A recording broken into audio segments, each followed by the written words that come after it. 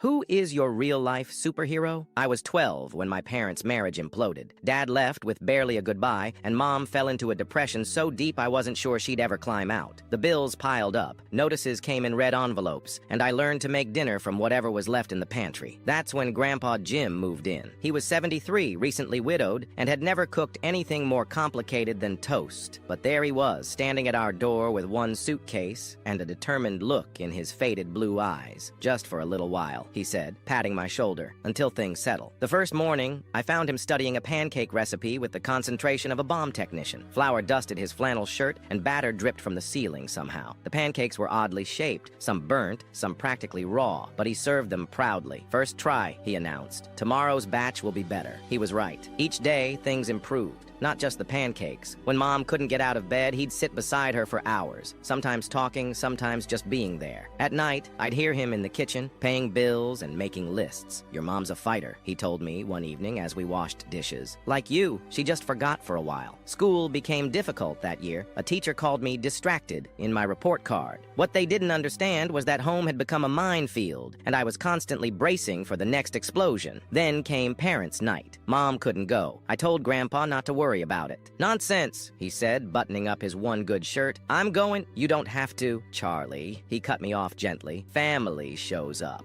I watched him iron his pants, polish his shoes, and carefully comb his thin white hair. He looked tired. I knew his arthritis was acting up because he'd been wincing when he thought I wasn't looking. At school, he shook hands with every teacher, asked thoughtful questions, and took notes in his shaky handwriting. When Mrs. Peterson mentioned I was falling behind in math, he nodded seriously. We'll work on it together, he promised, and we did. Every night after dinner, we'd spread my textbooks across the kitchen table. Math had never been his strong suit either, but he'd sit there squinting at problems until we figured them out together. One night, frustrated with fractions, I slammed my pencil down. This is stupid. Dad would know how to do this. Grandpa didn't flinch at the mention of my father. He just picked up the pencil and handed it back. Maybe he would, he said quietly. But I'm here, and I'm not going anywhere, so let's try again. It wasn't just the homework help or the gradually improving meals. It was how he treated Mom with dignity, even on her worst days. How he fixed the leaky faucet and taught me to change a tire just because a person should know these things. How he never once complained about the cramped guest room or his aching joints. 6 months turned into a year. Mom slowly returned to us. She found a better job, started cooking again, laughed sometimes. Grandpa didn't move out until I was 14 when we were truly steady again. He lived just 3 blocks away, close enough that I could ride my bike over any time. The summer before he died, we built a treehouse together in his backyard.